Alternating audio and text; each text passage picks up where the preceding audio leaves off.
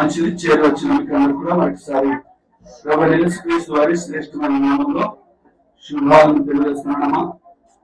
మరొకసారి మన మధ్యలోకి సంఘ సభ్యురాలు మరి వెనుకబడి మరొకసారి ఆయన సన్నిధిలో కనబడిన సంఘ సభ్యురాలు కవితమని బట్టి మరొకసారి దేవుని స్తుతిస్తున్నాను. నూతనంగా మన మధ్యలోకి వచ్చినటువంటి ప్రతి ఒక్కరికి కూడా మరొకసారి శిలోయం బాప్టిస్ట్ సంఘ పక్షాన మిమ్మల్ని ప్రేమపూర్వకంగా ఆహ్వానిస్తున్నాం పిల్లరా. కనుక మీరు ఎక్కడికి వెళ్ళని అయితే మీరు మా సంఘానికి ఆహ్వానాన్ని మేము పలుకుతున్నాం. మంచిది శ్రమ దేవుడు నా ఉదాహరణ పెట్టినటువంటి కొన్ని విషయాలు మీతో పంచుకోవాలని నేను కోరుతున్నాను. మరి చాలా అవరోధాలు చాలా ఆటంకాలు ఉంటాయి అని ఎదిగినప్పటికీ నేను ఒకటే దేవాన్ని సన్నిధిని ఖచ్చితంగా ఉండాలని తీర్మానం చేసుకున్నా. అయితే మరి ఆటంకాలు చాలా వచ్చాయి. మరి అయినప్పటికీ నేను నా సంఘంలో నేను ఎవరైనా సరే నా కుటుంబ సభ్యులు ఎవరికి ఏమైనా పర్వాలేదు, ఆడవాళ్ళని మాత్రం ఆటంకం నేను దృఢ సంకల్పంతో రాత్రి దాదాపు 12 ఇంటికి వచ్చి స్నానం చేసుకొని, ఎందుకంటే ఇక్కడ మందిరం నాకు ఉంది, నా బాధ్యత. మందిరం నాకు ప్రాణం, మందిరం నాకు ప్రాణం అంటే సంఘం విడిచిపెట్టడం కాదు కదా. సో కనుక నేను నా మద్దతు నెరవేర్చాలని ఎంత అయినా పర్వాలేదని నేను దగ్గరలో ఉన్నా. స్తోత్రం హల్లెలూయా. మనిషిని మీ ఉద్యోగాలను నా ఇటువైపు చూస్తే దేవుడు నాకు పెట్టిన కొన్ని విషయాలను మీతో పంచుకోవాలని కోరుకుంటున్నాను. 2వ కొరింథీయులకు రాసిన పత్రిక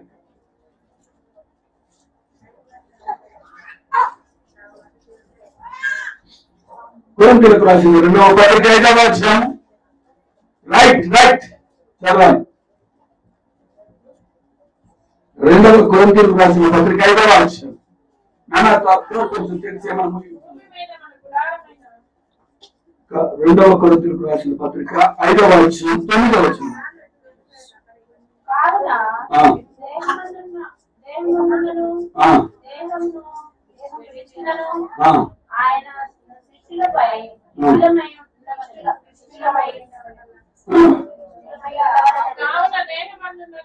కావున దేహమందును దేహం విడిచును ఆయనకు ఇతరుల నిధులా అపేక్షించుతున్నాను. నా వచ్చండి చాలు. హల్లెలూయా. అపొస్తలుడైన పౌలు కొరింథీ సంఘానికి రాస్తున్నాడు. చాలా అద్భుతమైన వాక్యం ఇది, మీరు నేర్చుకోవాలి. నాకు కూడా ఇష్టమైన వాక్యం. అదేమిటి అంటే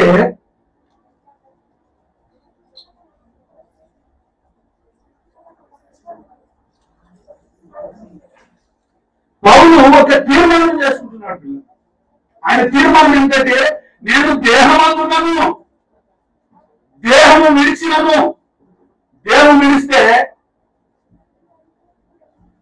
ఆత్మ ఎక్కడికి చేరాలి? ఇల్లు చేరాలి. లేదంటే 2 అడ్రస్లు ఉన్నాయి. నరకము అన్ని ఆడదు పూర్తి ఆత్మకు చావలేదు కనుక ఒక అడ్రస్ ఏమో పరలోకము, మరొక అడ్రస్ ఏమో నరకం. ఈ దైవజనుడు ఏమన్నా అంటున్నట్టే, నేను ఈ లోకంలో జీవించను, ఒకవేళ దేవుడు పిలుచుకుంటే నేను ఈ లోకాన్ని విడిచని శరీరం నాలో ఆత్మతో చెప్తున్నాడు ఈ మాట. మీకు అర్థమవుతుందా? హల్లెలూయా. వెలిగిందామా మీకు? నేను దేహమందును దేహం విడిచినను. ఇప్పుడు దేహాన్ని మూడుగా మాట్లాడుతున్నాడు ఇక్కడ. దేహాన్ని ఒక భౌతికమైనటువంటి వస్తువుగా చెప్తున్నాడు. కానీ ఆత్మ మూలం కదా, ఆత్మ ముఖ్యం కనుక ఈ ఆత్మ గురించి చెప్తున్నాడు. నేను దేహమందును దేహం విడిచిన, దేహం విడిస్తే చనిపోతాం మనం. ఇలాగ విడిచినట్టు ఇలాగ ముగించుకుంటాం. నేను దేహం విడిచి నువ్వు ఏం చేస్తాను? ఎవరికి? నేను దేవునికి ఇష్టంగా ఉండాలని నేను అపేక్ష అంటే కోరిక. ఉపేక్షించుకోవడం అంటే తిరస్కరించడం, వదిలిపెట్టడం, ఉండేయడం అని కూడా అనొచ్చు. త్రాగడం, ఉండేయడం ఎంత తేడమో అలాంటివి అపేక్ష ఉపేక్ష. హల్లెలూయా. నేను అపేక్షించుతున్నా అంటే కోరుకుంటున్నాను అని అర్థం అక్కడ. కనుక దేహమందులను దేహం విడిచును, నేను నిన్ను మాత్రమే సంతోషపడతాను. అంత వాటే వండర్ఫుల్ డెసిజన్ పౌలు జీవితం. నా ప్రియ దేవుని సంగమా 2025లో మొదటి మాసంలో ఉన్నాం. నీకు కూడా తీర్మానం కలిగి అంటే దేవాలయం సంతోషపెట్టాలి. ఎన్నిసార్లు దుఃఖపెట్టాం మనం? అనేక విషయాలు మనం చూసే క్రియల్లో ఏదో 1-2 మాత్రమే సంతోషపెట్టే ఉంటాయి, కానీ ఆయన దుఃఖ పెట్టనే చాలా ఉంటాయి. వాక్యంలో చెక్ చేసుకుంటే హల్లెలూయా చెక్ చేసుకోవాలి, మనం పరీక్షించుకోవాలి. పరీక్ష రాసినప్పుడు ఆ టీచర్ రెడ్డి కొడుకు అంటే చేస్తుంది, ఏం మాటలు రాశాడు, ఆన్సర్ ఎలా చేశాడు, అంత రాంగ్, అంత వేస్ట్, రిలేషన్ అర్థం లేని జవాబులు రాశాడని కొట్టేస్తారు, మార్కులు పడగ. అంటే మనల్ని మనం చెక్ చేసుకోవాలి. Question paper answer paper check చేసుకున్నాం, మనల్ని మనం విమర్శించుకోవాలి. అయ్యో ఇక్కడ నేను తప్పు చేశాను కదా, నేను ఇలా అనకూడదు కదా, ఇలా నేను చేయకూడాల్సింది కదా అని మనల్ని మనం ఎవరు చెప్పాల్సిన అవసరం లేదు. అయితే ఈయన డెసిజన్, ఈయన తీర్మానం ఏంటంటే నేను ప్రభువుని మాత్రమే సంతోషపెట్టాను. ఎంత అద్భుతమైన మాట. ఈ లోకంలో జీవించినంత కాలము మరి నేను ఇక్కడైనా నేను సంతోషపడతాను, ఇక్కడ వేస్తే నేను మీతో ఉంటాను, నేను సంతోషపడతాను. ఎంత అద్భుతం. ఈ లోకంలో ఆయన దేవుని నమ్మకం క్రైస్తవుని హింసించేవాడు. దేవుడు అతను ఒక ధనుష్కైన ప్రాంతంలో ఒక గొప్ప వెలుగుతున్నాడని దర్శించాడు. గుర్రాలను వెళ్తూ క్రైస్తవులు ఎక్కడెక్కడ ప్రార్థన జరుపుతూ చంపి వాళ్ళని నాశనం చేసి, లేకుంటే వాళ్ళని జైల్లో పట్టేసి స్త్రీలను కూడా లెక్క చేయగలరు. స్త్రీలను కూడా చూడకుండా వాళ్ళని హింసించే ఒక హింసకు పాట అందుకే వాడతాం కదా, ఏం పాట? హింసకుడు హింసకుడు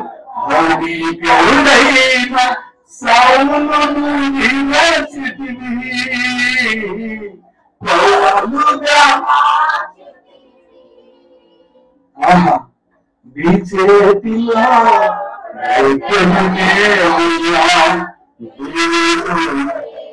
అని ఎంత ఇచ్చాయంటే భయంకరమైన శ్రమల గురించాడు. యేసు ప్రభువు దెబ్బతిన్న వాటిలో తర్వాత శ్రమపడే వ్యక్తి ఆయన దేవుని కుమారుడు. కానీ మనుషులలో భక్తులలో ఈ పౌలు లాంటి జీవితం ఎవరిలో చూడలేకపోతున్నాను. అందుకే నేను క్రీస్తుని వారు నడుచుకున్నాను, మీరు నన్ను వారు నడుచుకున్నాను. ఏ పాస్టర్ చెప్పలేని మాట, ఏ విషయం చెప్పలేని మాట ఆయన వాయేశాడు. నేను నన్ను చూసినాడు. పెళ్లి చేసుకున్నవాడు భార్యను సంతోషపెడతాడు. పెళ్లి చేసుకున్న స్త్రీ తన భర్తను సంతోషపెడుతున్నారు. ఆయన వివాహం చేసుకోకుండా నీవే నా భర్త, నీవే నా తండ్రి, వివాహం చేసుకోకుండా యేసయ్యను సంతోషపెట్టిన వ్యక్తే ఆ స్టేట్మెంట్ ఆ మాట రాస్తున్నాడు. ఆ ప్రియ దేవుని బిడ్డ పౌలు జీవితంలో ఎన్ని నేర్చుకోవచ్చు. ఒక అద్భుతమైన దైవజనుడు. 14 పత్రికలు రాశాడు ఆయన బైబిల్లో. ఈ నూతన బంధంలో మొత్తం ఆయన మాటలే. ఈరోజు తల్లిదండ్రులు, భార్య భర్తలు, కుటుంబం ఎవరు ఎలా జీవించాలో అన్ని విషయాలు పరిశుద్ధాత్మ దేవుడు ఆయన అంత బలంగా వాడుతున్నాడు. ఏసారి కొట్టి ఊరు బయట పడేసారు, చచ్చిపోయాడని. దేవుని ఆత్మ చేత బతికి ఆయన మరలా దేవుని పరిచయం కొనసాగించి ఆయన చివరికి సహజమైన మరణం మరణించలేదు. ఎలా చనిపోయాడంటే అతను చాలా చేదు మొద్దులు నరికినట్టు. కట్ల మిషన్ ఎట్లా తీస్తారు, మొద్దులను కట్ చేస్తారు కదా, రంపాల చేత అలా ఆయన తల తీయబడ్డది. ఆయన సహజంగా చనిపోయాడు. హల్లెలూయా. అలాంటి దైవజనుడు అంటాడు, నేను ప్రభువును మాత్రమే సంతోషపెడతాను. 2020లో చిన్న సంఘంగా చేరిన ఈ మనమంతం కూడా ఒక తీర్మానం కలిగి ఉండాలి. దేవా, నేను నిన్ను సంతోషపెడతాను, ఇది మాత్రమే నేను సంతోషపెడతానని ఒక తీర్మానం మనం కలిగి ఉండాలని చూస్తాను. గలతీయులకు రాసిన పత్రిక 1వ అధ్యాయం, నాకు ఫాస్ట్ గా సాయం చేయండి. గలతీయులకు రాసిన పత్రిక 1వ అధ్యాయం 10వ వచనం.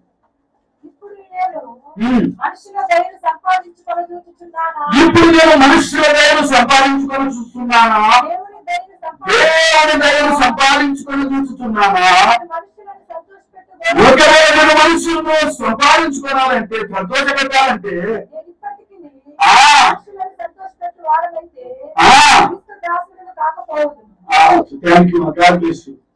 ఏమంటున్నాడు? నేను మనుషులను సంతోషపెట్టాలంటే చాలా మంది మనకున్న బలహీనత చెప్తున్నారు. నా వైపు బాధలు మనుషులను ప్రాధాన్యత ఇస్తాం. దేవుడు తిట్టుకున్న పర్లేదు, దేవుడు బాధపడ, దేవుడు నీ కొరకు ఏడ్చిన పర్లేదు, కానీ మనుషులను సంతోషపెట్టే యాక్షన్ చేస్తాం, నటిస్తాం పిల్లలు భక్తి జీవితంలో.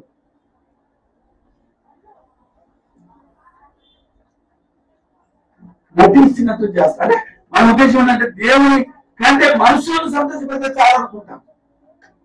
మనుషుల సంతోషంగా వస్తే, మనుషుల సర్టిఫికేట్ వస్తే చాలు, ఆయన మంచివాడు అనిపించుకోవడానికి ప్రయత్నిస్తాం. ఆయన అంటాడు, నేను మనుషుల దయను కోరుచున్నానా, మనుషులు నేను సంతోషపెట్టే, అట్లయితే నేను దేవుని దాసుని అవుతాను. అట్లయితే ఆయన తల రంపంతో కోశారు. ఎందుకు అంతవరకు ఎందుకు తెచ్చుకున్నాడు? క్రీస్తు గురించి చెప్పినందుకు ఆయన చంపారు. క్రీస్తు కొరకు క్రీస్తు బిడ్డను హింసించినప్పుడు ఆయనకు సావులు దండలేసింది.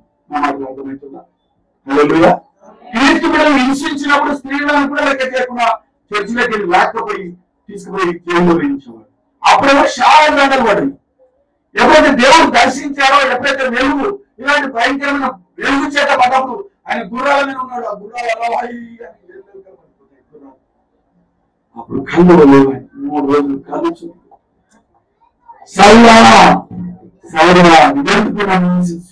ఎవరు హింసిస్తున్నాడు? ఆయన మనుషుని కాదు, దేవుని కాదు హింసిస్తాడు, కానీ తన ప్రజలు హింసిస్తున్నాడు. అందుకే నన్ను పుట్టినవారు, నా సేవకు పుట్టినవారు నా కళ్ళు ముందు పుట్టినట్టు అంటారు దేవుడు. సౌలా నేను హింసిస్తున్నాను, ఇదొకటో ప్రభు అంటే నేను ఏమిటి? అక్కడ ఆ స్వరం వింటాడు. ఏ వెలుగులైతే చూశాడో, ఏ స్వరం అయితే విన్నాడో అతడు మళ్ళా వెనక్కి చూడలేదు. ప్రాణం తీయడానికి ఇష్టపడ్డాడు కూడా ఆయన వెనక్కి అడుగు చేయడు. కనుక కలిగినంత సమస్తం పెంటతో ఎంచుకున్నాడు. సిలిండర్ ఇస్తారంటే, ఇంకేదో మనకి ఇస్తారంటే ఆదివారం ఇచ్చుకుంటే ఎక్కడ అయిపోతుంది. ఎంత సిలిండర్ కూడా 2,000 వేసుకో కాయ సిలిండర్లు అంతేనా? అక్కడ 2,000 తెలుస్తుంది. నిండు అయితే సరే, నిండు 8,000 పక్కన పెడితే ఒక మాట ఎగ్జాంపుల్, ఒక 2,000 సిలిండర్, ఇంటి సిలిండర్, ఒక 2,000 వరకు ప్రభావం మనం విడిచిపెట్టి ఎక్కడ క్యూరంలో పడతాం. నా మాటలు కష్టంగా నన్ను క్షమించాలి, మనం చెక్ చేసుకోవాలి. ఆ 2,000 వరకు ప్రభావం ముఖ్యమండి మీ ఏదైనా కుటుంబం కొరకు మనం అక్కడ పోయి ఎవరినో సంతోషపెట్టాలని ఎంపాడుతుంటాం, ప్రార్థులంటుంటాం. ఆయన దయ లేకపోతే మనం ఏది పొందుకోలేదు. ఆయన సెలవు లేకుండా ఒక పూట భోజనం చేసి ఆనందించిన ఎవరికి సాక్ష్యం? నీ కష్టం అది ఎప్పుడు అన్యాయం కాదు, నీ చెమట తీసిన డబ్బే. ఆయన సెలవులో నా ముద్ద కూడా నువ్వు ఇవ్వలేదు. వాక్యం సెలవుస్తున్నాడు, పేపర్లో టీవీలో చూస్తాం. ఆ ముద్ద మింగి అలా ప్రాణాలు బదులు ఎంతో మంది అడుగుతాం.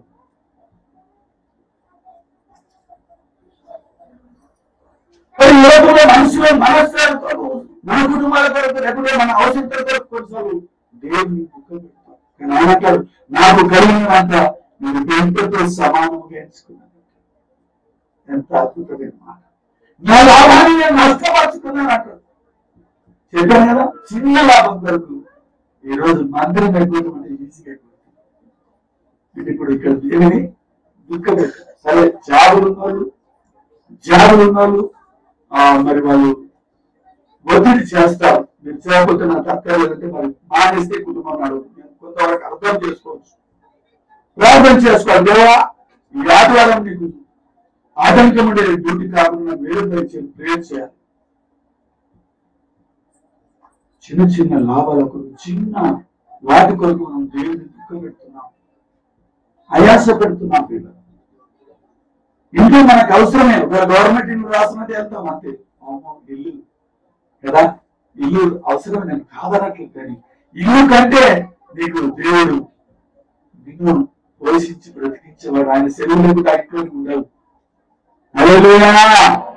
నేను చాలాసార్లు చెప్తూ ఉంటాను, చాలా మంది ప్లాట్లు కొంటాను, దాన్ని నిర్మాణం స్టార్ట్ చేయరు. కొంతమంది నిర్మాణం స్టార్ట్ చేస్తారు కానీ దాన్ని ముగించలేదు. కొంతమంది ముగిస్తారు కానీ అందులో ముందు మీకు ప్రవేశం చేస్తే మిగిలి ఉండదు. నా మాటలు అర్థమవుతున్నాయి. కొంతమంది జాబులు కష్టపడి సంపాదించుకుంటారు, లంచాలు వేసుకుంటారు, ఆ సర్వీస్ పూర్తి చేయరు. నాతోని కొంతమంది అయితే సంవత్సరాలు 20, 30, 40 సంవత్సరాలు పెన్షన్ కూడా తీసుకుంటారు. అంటే 58 సంవత్సరాలు అని మన తర్వాత 20-30 సంవత్సరాలు పెన్షన్ వాళ్ళగా ఉంటుందంటే ఆ కృప చూడండి, కృప చూడండి. కృప గురించి చెప్తే నేను మరొక మాట కూడా చెప్తాను. ఏమంటారు చెప్పాలి? మరి దేవుడు చాలా మందికి ఇల్లు ఇస్తున్నారు. మరి వాళ్ళు కొంతమందికి ఇల్లు ఉండి వారు కూడా ఇల్లు ఇస్తున్నారు అంటే దేవుడి కృప, వాళ్ళ ప్రయత్నం లేదు ఇక్కడ. నా మాటలు ఆలకించాలి. అంటే దేవుడు వాళ్ళని ఎంత ప్రేమిస్తున్నారో అది గ్రహించాలి.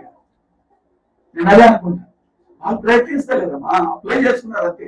మీరు ఉన్నవారికి కూడా వస్తున్నా అంటే దేవుడు వారు అంతగా ప్రేమిస్తున్నాడు.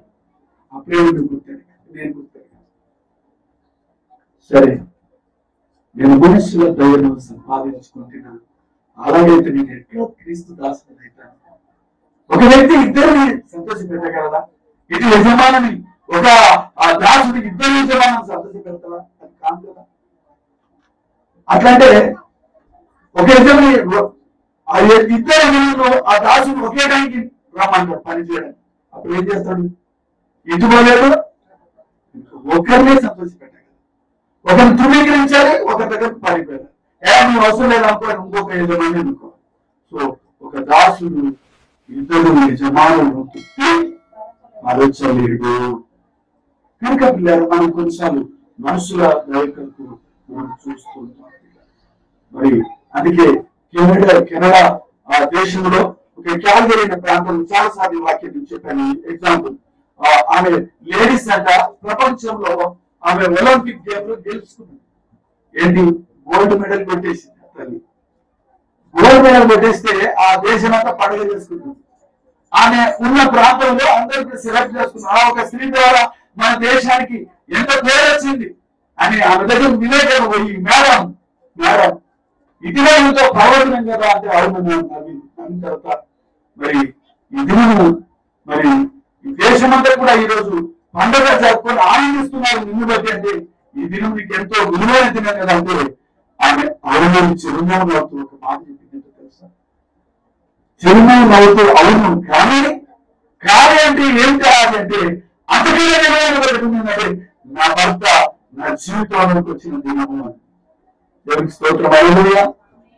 అంటే దేశమంతా ఒకవైపు ఆమెను కొనియాడుతుంటే ఆమె ఎవరిని కొనియాడుతుంది? మరి ఎంతమంది భర్తలకు విలువలిస్తున్నారు? ఎంతమంది భర్తలకు గౌరవం విధేయతనిస్తున్న బైబిల్ వాక్యానుసారం చెక్ చేసుకోవాలి. నా ప్రియులారా, నా ప్రియ సోదరులు, మీ భర్తకు లోబడమని వాక్యం సెలవిస్తున్నాయి. మీ భార్యను మీరు ప్రేమించమని వాక్యం సెలవిస్తుంది. అయితే ఆమె చెప్తుంది విసిసి నవ్వుతూ ఇలా నవ్వుతూ అవును కానీ అంతకంటే నా భర్త నా జీవితంలోకి వచ్చిన దినమే నాకు పర్వదినం. అంటే ఆత్మీయ కోణంలో మన భర్త ఎవరు? మన భర్త, మనందరికి భర్త ఆయన. మనం వధువులం, లోతుకెళ్తున్నాం. ఇప్పుడు మనమంతా వధువులం, మనమంతా పెళ్లి కుమార్తెలు. పెళ్లి కుమారుడు రాబోతున్నాడు. మనం తీసుకుపోవాలంటే మనము ఆ క్వాలిటీస్ మనలో ఉంటాయి. పెళ్లి కుమార్తె అభివృద్ధి చూస్తారా? చూడలే పని. అలాంటి వినమ్రతతో మనం ఉండాలి. నా ప్రియ దేవుని సంగమా, ఆయన మన భర్త కనుక నిన్ను బట్టి దేవుడు మహిమపరుస్తుంది. ఆయన నువ్వు నా అంశం ఏంటి తెలుసా? ప్రభువును నువ్వు సంతోషపెట్టాలి. Pleasing to God, pleasing to God. దేవుని సంతోషపెట్టే వ్యక్తులుగానే ఉండాలి. నిన్ను బట్టి ఆయన దుఃఖపడకూడదు, నిన్ను బట్టి ఆయన అయాసపడకూడదు. ఒక రాజును ఆయన పేరు కూడా సౌలే, ఆయన దావీదుకు మామ, బిడ్డనిచ్చిన మామ. అయితే అతడు ఒక గాడిదలు కాసే వ్యక్తిని రాజుగా చేశాడు. ఆయన ఇశ్రాయేలు మొట్టమొదటి రాజుగా చేస్తే అతడు ఏం చేశాడు తెలుసా? చివరికి దేవుని దుఃఖం పెట్టాడు. కొన్ని రోజులు మాత్రం దేవుడు చెప్పినట్టు విన్నాడు. ఆ తర్వాత తనకున్న తిరుగుబాటుతో, తనకున్న అవిధేయతతో దేవుని ఎంతో ఆయాస పెట్టాడు. నేను ఎందుకు మనిషి రాజుగా చేశాడని ఆయన బాధపడ్డాడు. చివరికి అతడు ఏ కత్తి చేత అయితే దావీదును నరకడానికి ప్రయత్నించాడు, ఏ కత్తి చేత మాట్లాడుకుంటూ చంపేయాలని ప్రయత్నించాడో అదే కత్తి, మహా అంటే కత్తి తీశాడు. అంటే కత్తి, అదే కత్తిపై శత్రువులు చంపేస్తారని పౌరుషంతో రోషంతో అన్న కత్తి పైన తాను వాళ్ళపై ప్రాణాలు కోల్పోయి అవమానానికి మిగిలిపోయాడు.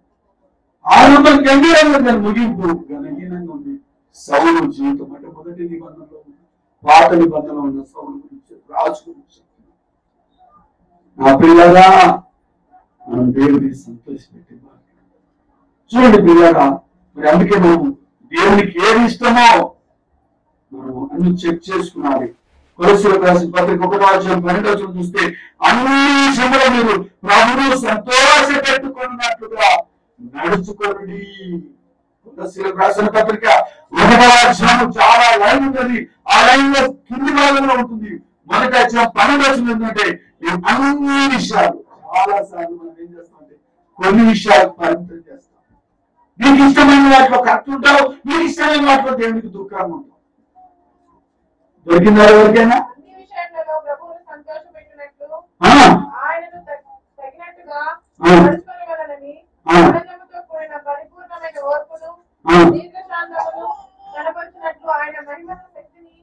సంపూర్ణ బలంతో బలపరచబడవలనని తేజోవాసులైన పరిశుద్ధుల కార్యములో పాలివారు మనలను పాత్రులుగా చేసిన తండ్రికి మీరు కృతజ్ఞతలు చెల్లించవాలని దేవుని బతిమాలుచున్నారు. దేవుని మన కొరకు ఆయన ప్రార్థన చేస్తున్నట్లు మీరు అన్ని విషయంలో ప్రభు కొరకు ఇష్టంగా ఉండండి అమ్మా. 2025 రాబోయే ఫిబ్రవరి మాసం నుండి మీరు ఆయనకి ఇష్టంగా ఒక తీర్మానం కలిగి ఉండాలి. అదేంటిది? దేవుని బట్టి ప్రభు ఆనందించాలి. మీరు బట్టి ప్రభు దుఃఖపడకూడదు. మీ కుటుంబానికి ఆశీర్వాదకరంగా ఉండాలి. మీ బిడ్డలకు ఒక మంచి తండ్రిగా, మీ బిడ్డలకు ఒక మంచి తల్లిగా, మీకు జన్మొచ్చిన తల్లిదండ్రులకు మీరు ఒక మంచి కుమార్తెగా కుమారుడుగా ఉండాలి. అంటే మీరు దేవునికి ఇష్టంగా ఫస్ట్ మొదటిగా. అందుకే నేను ఒక విషయం చెప్తాను, త్వరగా ముగిస్తాను. అదేంటంటే దేవునికి ఇష్టంగా ఉండాలి. నా చూస్తున్నామా? దేవునికి ఇష్టంగా ఉండాలంటే మొదటి ఏంటి? విశ్వాసం కాదు. సూర్యుడి ఎదురులకు రాసిన పత్రిక 11:6 విశ్వాసము లేకుండా చాలా ఏంటంటే దేవుడిని సంతోష పెట్టాలంటే మొదటి క్వాలిటీ ఏంటి? మొదటి విశ్వాసం ఉండాలి. ఆయన కనిపించాడు కానీ దేవుడు ఉన్నాడు. ఆయన కనిపించాలంటే దేవుడు లేడా? నేను ఉన్నా. మీ పరిస్థితులు అనుకున్న వ్యతిరేకంగా వస్తే దేవుడు లేడా? ఉన్నా. అయితే ఈ విశ్వాసం అనేది చాలా గొప్ప. ఏంటంటే విశ్వాసము లేకుండా నువ్వు దేవునికి ఇష్టరాలుగా నువ్వు జీవించాలి. కనుక 2025లో మనకు మొదటి క్వాలిటీ ఏంటంటే విశ్వాసం, నమ్మకం అన్నది.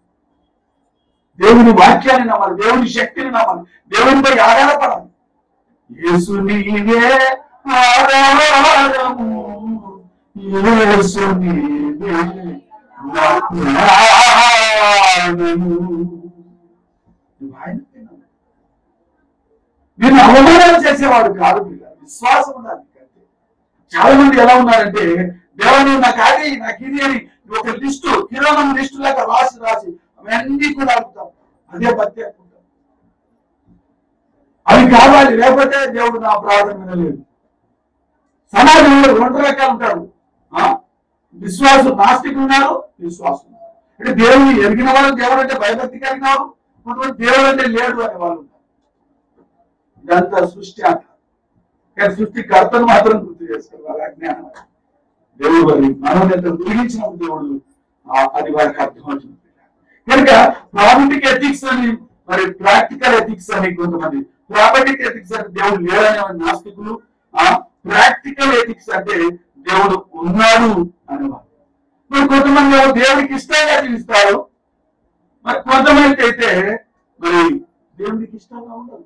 ఏదో అవసరంలో దేవుడిని గుర్తు చేసుకుంటారు. ఈ రకాల మనుషులు ఒకరేమో దేవుడు లేడనేవారు, మరొకొందరేమో దేవుడు ఉన్నాడు కానీ దేవుడు మాత్రం ఇష్టంగా ఉంటారు.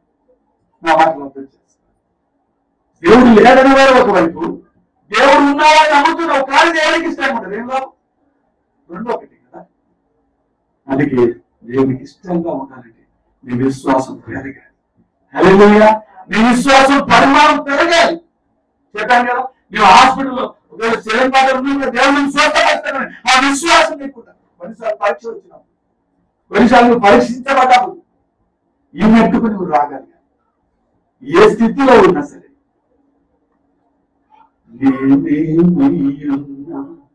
ఏ స్థితిలో ఏ స్థితిలో ఉన్నా సరే నేను నమ్ముకున్న దేవుడు అంటే నమ్మకమైన కనుక ఈ ఓడలకైనా మనుషులు ఉన్నారు పిల్ల మనం ఏ గుంపులో ఉన్నాం సంతోష పెట్టే గుంపులో ఉన్నామా దేవుడు ఉన్నామని విశ్వసించి దేవుడికి ఇష్టంగా జీవించామని గుంపులో ఉన్నామా మనం చెక్ చేసుకోవాలి. ఒక చోట అంట ఒక ఇంటిలో తల్లిదండ్రి బయటికి వెళ్ళిపోయారు. ఆ ఇంటిలో బాబును ఇంట్లో పెట్టి వాళ్ళు ఏదో పడిపోయినా వెళ్ళిపోయారు. అనుకోకుండా ఆ కరెంట్ షార్ట్ సర్క్యూట్ వల్ల ఆ యొక్క బిల్డింగ్ అగ్నికి గురి అయిపోయింది. కొన్నిసార్లు బస్సులో అగ్ని వస్తుంది తెలుసా? మీకు తెలుసా మా ప్రాంతంలో 45 మంది ఒకేసారి చనిపోయారు హైవేలో. దేనివల్ల అంటారు?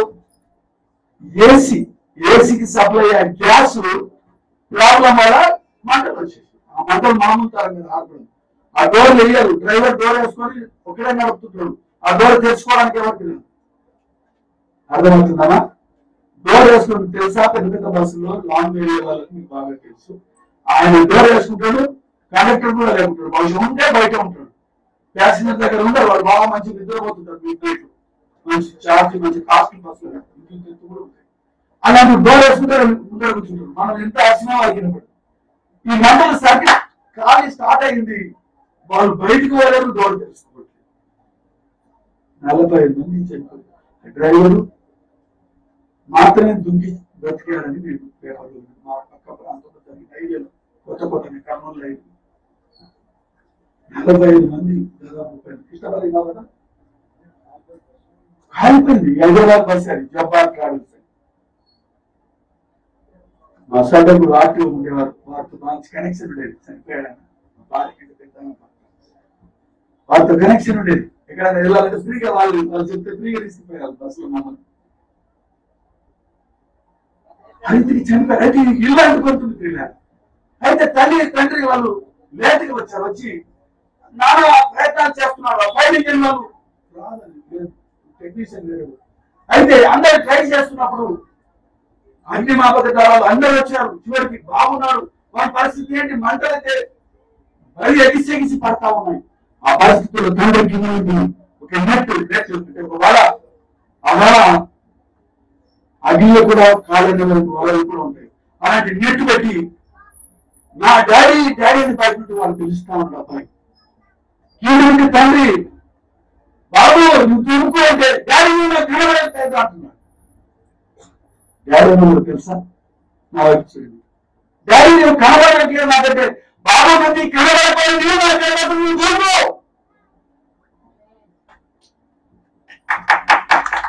నీ కష్టం వచ్చినప్పుడు దేవుడు లేవా? నీకు కనబడకపోయినప్పుడు దేవుడు లేవా? అంటే బాబు నేను కనబడి దేవుడు కనబడుతున్నావు. ఆయన దృష్టిలో వెళ్తున్నావు. నేను అనుకున్న దేవుడు ఏమిటో దేవుడికి నాకెందుకు? అన్నిటికీ మార్గం ఉంటుంది. ఏ సమస్యకైనా మార్గం ఖచ్చితంగా ఉంటుంది. ఆ మార్గం తెలుసుకోవడానికి ట్రై చేయాలి. ఆ మార్గం తెలుసుకోవడానికి దేవుడికి ఇష్టంగా ఉంది. విశ్వాసం. బాబు నువ్వు దూకు, ఎన్ని కనపడతలేవు కానీ నేను చూస్తున్నానన్నా ఆయన దృష్టిలో ఉన్నావమ్మా. ఎంత అద్భుతమైన మాట. మనకెంత జ్ఞానం కళ్ళు తెలిసినట్టు అనిపిస్తుంది నాకైతే. కొన్నిసార్లు మన కష్టం వచ్చినప్పుడు ప్రభు కనిపించాడు. ఆయన ఇంకా నాకెందుకు అంటాను కదా. ఆయన చూస్తున్నాను, ఆయన దృష్టిలో ఉన్నావు కనుకనే ఆయన నేను ప్రేమిస్తున్నాను. నేను అందుకే చెప్తాను కదా, సాక్ష్యం చెప్పండి. నేను సాక్ష్యం చెప్పాలయ్యా, సాక్షి నేను చెప్పాలి. నీ బ్రతికుండడం సాక్షి. నువ్వు దురుకుడు అంటే దుంకాడు సేఫ్ అయిపోయాడు. నాకు మాట విని దుంకాను. అతడు ప్రాణాలతో బయటపడ్డాడు. ఎవరికి కనబడలేదు అవిశ్వాసం ఉందనుకో, వాడు ఏమైపోతే ఆ మండల పరీక్షలలో మారిపోతాడు. మసి భూమి మీద మారిపోతాడు. కనుక దేవుని సంతోషపెట్టడానికి మొదటి క్వాలిటీ విశ్వాసం. రెండవది ఆయనతో సహవాసం చేయాలి. సహవాసం అంటే ఆయన పనిచేసి 7వ దినాన ఆయన సన్నిధిలో గడపాలి. నీవు 6వ దినం కూడా ఆయన 7వ దినం కూడా దొంగిలిస్తుంటే నీవు సంపాదించిన ఆదాయం అంతా బోనస్ సంచులో వేసినట్టు జేబులు వేసుకొని పోయి హోటల్కి వెళ్ళినప్పుడు ఆ కార్మిక బోనస్ సంచులు జేబులు వేసుకుని పైసలు అనుకొని పోయి హోటల్ అంతా తిన్న తర్వాత బిర్యానీ సంచి జేబు చేసుకున్నాడు. తప్పైంది. అట్లా ఉంటుంది మన బతుకులు చాలా మంది జీవితాలు. ఆయనకు చెందాల్సింది ఆయనకి ఇవ్వాల్సింది ఇవ్వకుండా నీవేం చేసినా నీవు అనుభవించు. వాక్యం తెలుస్తుంది, నీవు దాన్ని అనుభవించవు. ఎవరైనా బయటకు ఆయనతో నచ్చువ తనుడు నీవు నీ చేతుల కష్టాలతో నువ్వు అనుభవించలేకపోతున్నావు. చాలా మంది అనుభవించలేకపోతుంది. ఆయన సవాసం లేదు, ఆయన సరువు లేదు. ఆయన సహవాసం కోల్పోతే నువ్వు నష్టపోతావు. నయము ఏం కోల్పోయింది? దేవుని సన్నిధిని కోల్పోయింది, నష్టపోయింది. భర్త కొడుకు ముగ్గురు అందరు దూరం అయిపోయినారు. ఇట్లా స్త్రీలు పురుషుడే లేరు, మొదటికే లేరు. కారణం పెట్టి దేవుని సన్నిధిని పెట్టింది. బెతులో మనగా రొట్టె పెట్టి శాపను లోపు తన తండ్రి కుమార్తెలు పాపం చేసి కన్నా పెట్టి శాపకరమైన దేశం బతకరి. నువ్వు వెళ్ళిన దేశం, నువ్వు వెళ్ళిన మార్గం ఎలాంటిగా ఉండాలి? ఎక్కడ పచ్చకుండా ఎక్కడ వెళ్ళడం కాదు. కష్టాలు దేవుని కష్టానికి కారణం దీనికి పరిష్కారం అన్నాడు. కానీ కష్టాలు రాకుండా వస్తాయి. ఆ కష్టాలు లేకపోతే మనం దేవుని మాట విన్నాం కదా. నా పిల్లలు అద్భుతమైన మాటలు మన జీవితానికి ఎంతో బలాన్ని ఇచ్చి మన విశ్వాసం పెంచుకోండి. ఎంత కోల్పోయింది, కోల్పోయింది. మళ్ళా చేదు జీవితం అయిపోయింది. నయం అంటే మధురం అంటే అర్థం. కానీ నా మధురం కాదయ్యా, విలువరాలు అయిపోయిన మాకు ఇవ్వకనే ఆయన కాదు. ఆయన దేశం ఆ ప్రతిని వదిలిపెట్టి సరి చేసుకోవాల్సింది సరి చేసుకోకుండా స్థలాలు మారుస్తుందండి. చాలా మంది వాస్తులు పెట్టి ఇక్కడ తీస్తారు, ఇక్కడ పెడతారు, ఇక్కడికి ఇంటికి తీసి ఇక్కడ పెడతారు. మన కనకమ్మ సిస్టర్ చెప్పిన ఆమె ఇల్లు చుట్టూ కాస్ట్ గారు వాస్తు ఏం లేదు. చాలా సంతోషమ్మా.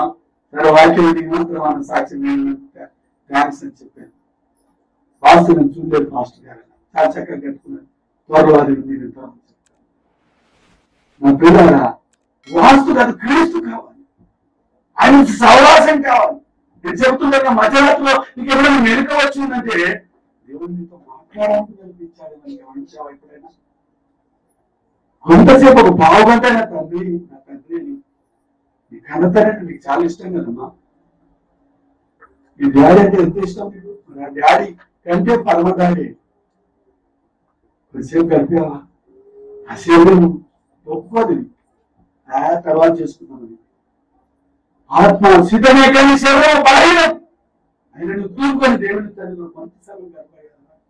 అది సహవాసం, అది దేవుని సహవాసం. దేవుని నీవు 6 రోజులు మంచి సేవకులు ఉండాలి. నువ్వు ఎప్పుడు చెప్తుంటాను కదా, క్రైస్తవుని దేవుని సన్నిధిలో బతికుంటే చచ్చిపోతే సమాధానం ఉండాలి.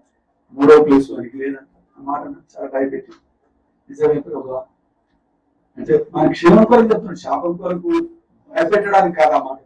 అంటే మనం బ్రతికున్నాం కదమ్మా, బ్రతికున్నాం దేవుని స్థుతించడానికి, బ్రతికించిన ఆయన గణపరచడానికి మనం ఆరోగ్యంగా ఉన్నాం. ఆత్మీయ ఉన్నాం, లేచి స్థుతించమని. అయ్యా నేను లేవలేనంట. పేషెంట్ దగ్గరకు అడగండి, క్రైస్తవులు ఎవరైనా ఎంతో కాదంట. కానీ నీకు ఆరోగ్యం ఇచ్చాడు, నీకు నెమ్మదించాడు, నీ భర్తను, నీ భార్యను, నీ పిల్లలు, నీ కుటుంబాన్ని, నీ ఉంచోగా నీ ఇల్లు అన్ని ఉంచిపోతుంది. ఆయనతో నువ్వు సహవాసం కలిగినట్లయితే మరి నీ తలంపులకు ఆయన కావలి ఉంటాడని దేవునితో నువ్వు గడిపితే, దేవునితో నీ గడిపితే నువ్వు చేసిన తప్పు చూపిస్తావు. నీకు కొంచెంసేపు ప్రార్థన చేస్తే నేను ఎక్కడ తప్పు చేసావు అది నీకు చెప్తాను. ఒక స్పీకర్ బాక్స్ పెట్టి అది చెప్పినట్టు చెప్పాలి, కానీ నీకు అవగాహన తీసుకొస్తాను, అర్థం చేపిస్తాను నీ మిస్టేక్ ఏంటి. అంటే ప్రార్థించడం ఏంటి? మనం చెక్ చేసుకుంటాం, మనం ప్యూరిఫై అవుతాం, మనం పరిశుద్ధతకు దానికి దగ్గర అవుతాం, దేవునికి దగ్గర అవుతాం.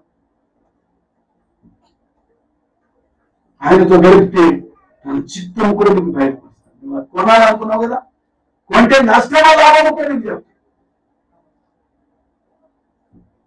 ఏ విషయంలో నువ్వు బెంగ పెట్టుకున్నావు, ఏ విషయంలో నువ్వు బాధపడుతున్నావో వాటన్నిటికీ జవాబు కూడా నీకు ఆధారపడుతున్నా నీకు జవాబు. అందుకే సహవాసం ఉంటే, సహవాసం ద్వారా దేవుని నేను సంతోషపెట్టే మొదటి విశ్వాసం, రెండవది సహవాసం. అంటే ఆయన సన్నిధిని పెట్టుకుని ఆదివారం సహవాసం. మీరు ఏదే సహవాసం అంటే మీ పాస్టర్ ఎవరు అంటారు కదా, మీ పాస్టర్ ఎవరు? పర్వాలేదండి, నేను మంచి క్రమంలో ఉన్నాను. ఇప్పుడు నేను సెల్ ఫోన్ మార్చి చాలా ఫాస్ట్ వెళ్ళిపోతున్నాను.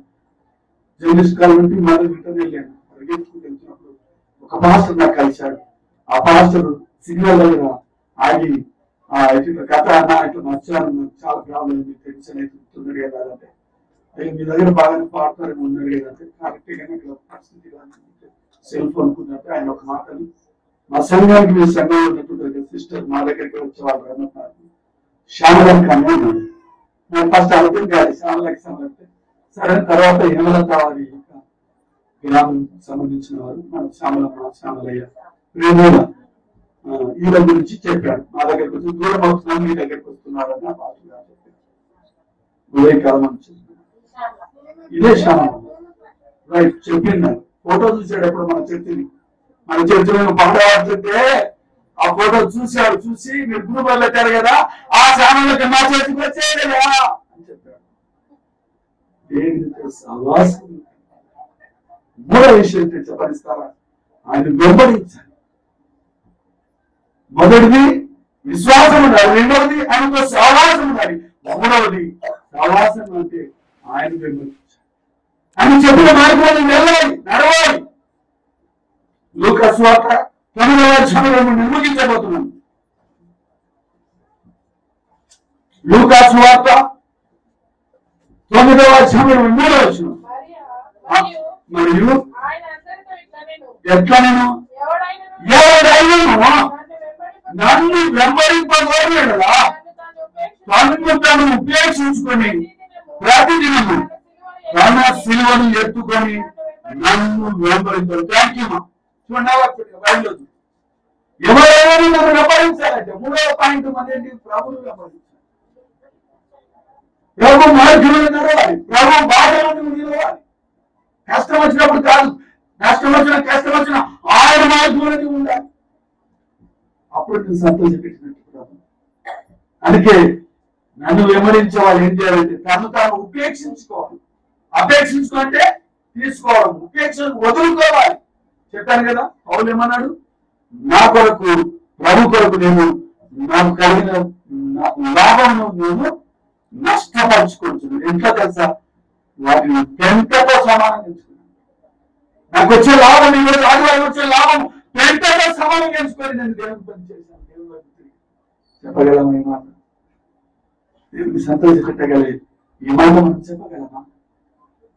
నా పిల్లరా ఆయన అంటున్నాడు, నన్ను తను ఉపేక్షించాను, వదులుకోవాలి. ఒకటి కావాలంటే ఆయన వదులుకోవాలి అంటారు కదా. ప్రభు కొరకు నువ్వేమో వదులుకున్నావు. ప్రభు కొరకు ఒక దెబ్బ తిన్నావా?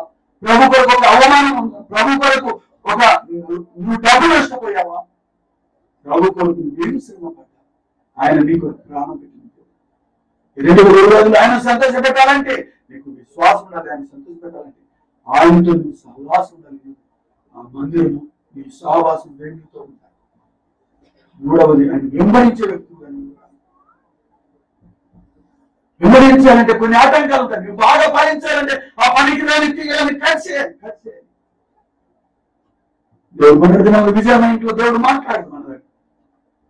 పనికి రాని తీయాలని కూడా తీసేయాలి. నీలో అవలక్షణాలు విన్నాను, నీకెంత ఇష్టమైన ఆయనకు అయిష్టం అంటే అది తీసేయాలి. అది నీకు లాభమైనా నువ్వు నష్టపరుచుకోవాలి. ఎందుకంటే నువ్వు ఫలించాలి. దేవుడు అంటే దేవుడు ఎదగాలంటే నువ్వు వాటికి దూరం కావాలి. నువ్వు నష్టాన్ని భరించాలి, ఆ శ్రమను భరించాలి. నేను ముగించడానికి ఇష్టపడుతున్నాను. గమనించిన దృష్టి నా వైపు వచ్చింది. ప్రతిరోజంతా మన శిలువను, మన శిలువ అంటే మనమైన శిలువ అంటే ప్రభువారు మన కొరకు ఆయన శిలువ పడ్డాడు. శిలువ ఒక కోణంలో మన సాదృశ్యం అంటే శ్రమలకు సాదృశ్యం.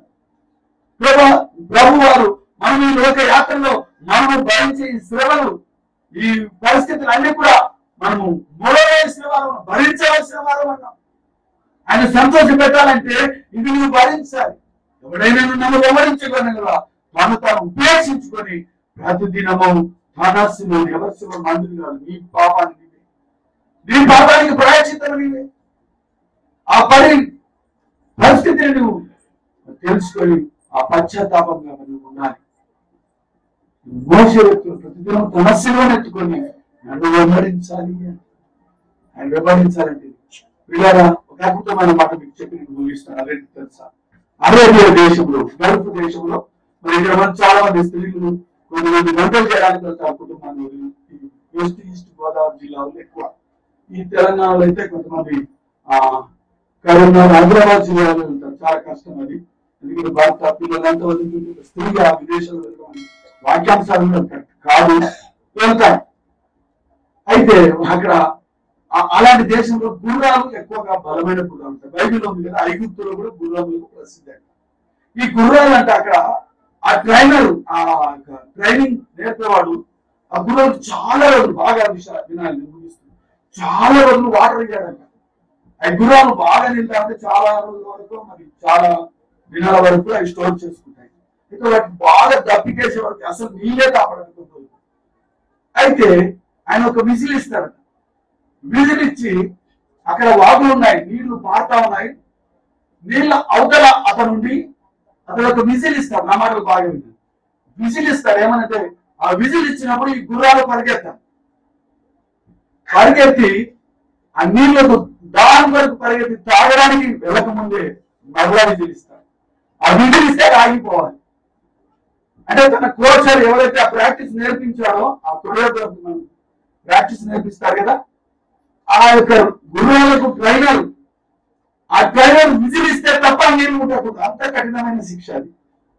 ఎందుకంటే అది నోరు లేదు పాపం, చెప్పుకోలేవు కదా మనలాగా. అయ్యా నాకు చక్కెర వస్తుందని చెప్తాం మనమైతే, నీళ్లు లేవని. అదేం చెప్తాయి? నోరు లేదు జీవాలని. అయితే అది వడిగా పరిగెత్తాడు. విజిల్ పరిగెత్తి నేను నీళ్లు తాగడానికి పోతుంటే విజిల్ ఇచ్చే వరకు అది ఆగాల. ఆ మాట మరొక చదువుతున్నాడు.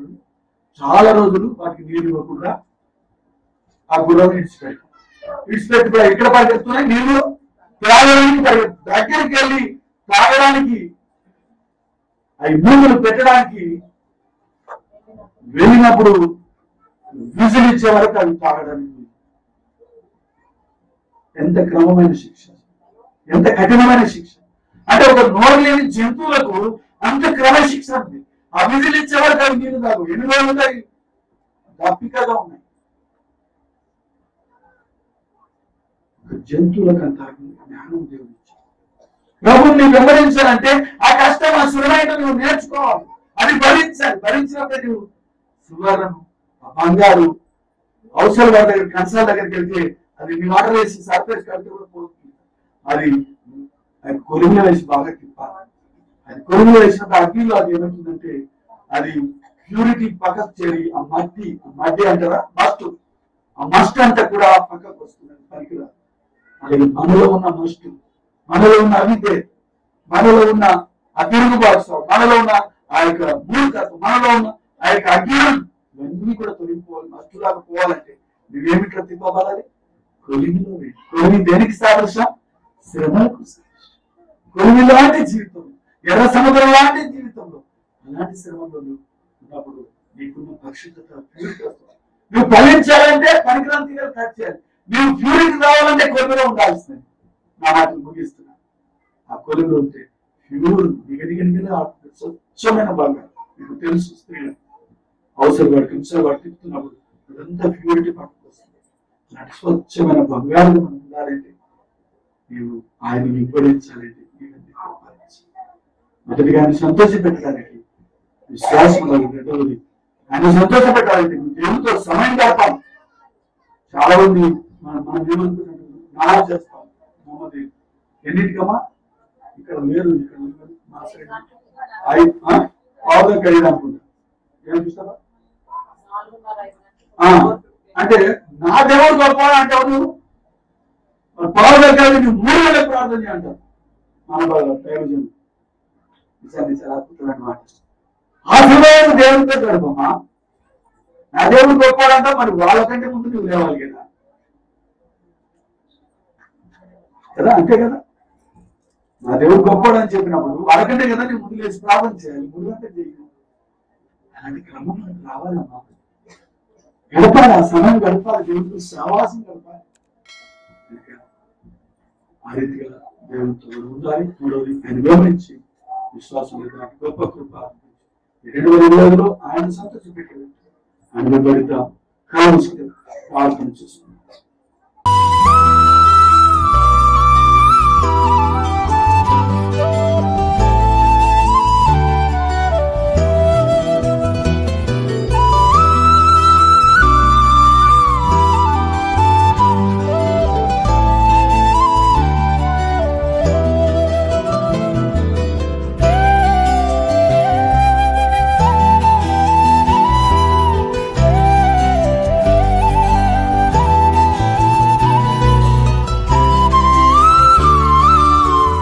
సందేశం నచ్చినట్లయితే లైక్, షేర్, సబ్స్క్రైబ్ చేసుకోండి.